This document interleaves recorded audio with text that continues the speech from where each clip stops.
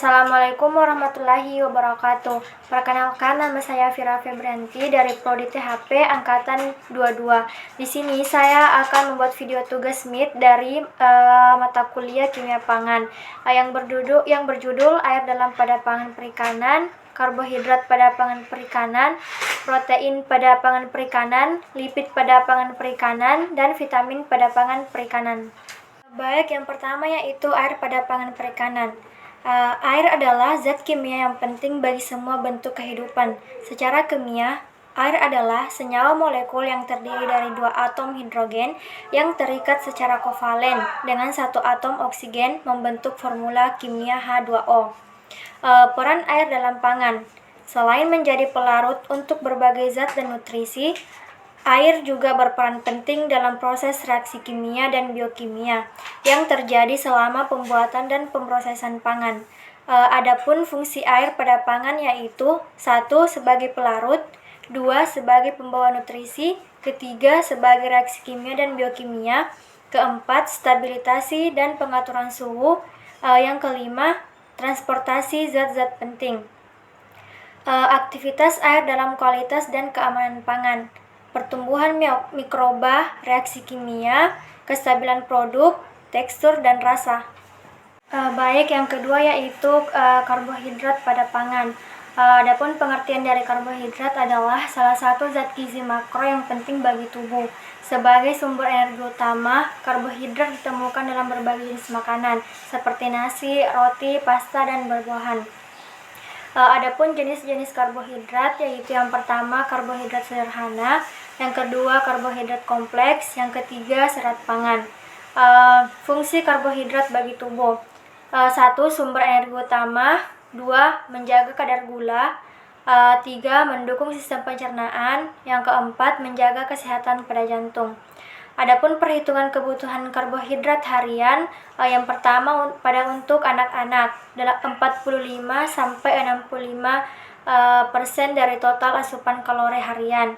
Pada remaja 45-65% dari total asupan kalori harian. Pada dewasa 45-65% dan lansia 45-65% juga. Baik, yang ketiga yaitu protein pada pangan. Adapun pengertiannya, protein merupakan komponen terbesar dalam ikan setelah air dalam jumlah yang cukup banyak, sehingga ikan merupakan sumber protein. Protein ikan lebih mudah dicerna serta mengandung asam-asam amino esensial dan non-esensial yang diperlukan oleh tubuh manusia. Adapun fungsi dari protein dalam pangan yaitu 1. Memberikan rasa kenyang, yang kedua meningkatkan nilai gizi pangan, ketiga memperbaiki tekstur pangan, dan yang keempat meningkatkan daya tahan pangan. Adapun manfaat protein pada pangan, yang pertama sebagai pembentukan dan pemeliharaan jaringan tubuh, yang kedua sebagai sumber energi, yang ketiga pemenuhan kebutuhan nutrisi, yang keempat dukungan kesehatan jantung, yang kelima penyembuhan dan pemulihan, dan yang keenam pemeliharaan berat badan. Baik, yang keempat yaitu lipid dalam pangan perikanan.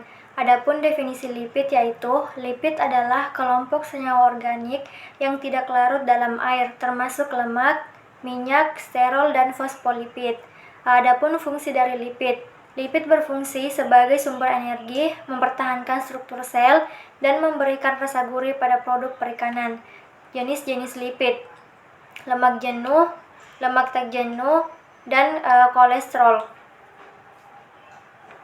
Manfaat lipid bagi kesehatan tubuh. Yang pertama untuk kesehatan jantung, yang kedua kesehatan mata, fungsi otak, dan sistem kekebalan tubuh. Yang terakhir yaitu vitamin pada pangan perikanan. Adapun pengertian vitamin yaitu kadang vitamin pada ikan merujuk pada senyawa esensial yang hanya bisa dipenuhi dari luar tubuh ikan dan diperlukan dalam jumlah sedikit, namun mempunyai peran yang cukup besar dalam pertumbuhan maupun perkembangan ikan. Vitamin ikan laut. Ikan laut mengandung vitamin D yang penting untuk kesehatan tulang dan sistem kekebalan tubuh. Kaya akan asam lemak omega 3, terutama DHA dan EPA, mengandung yodium, cenderung memiliki rasa alami yang lebih gurih.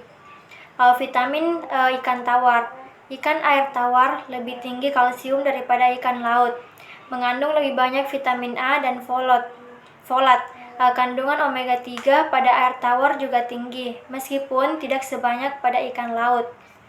Metode pengolahan menjaga vitamin pada ikan.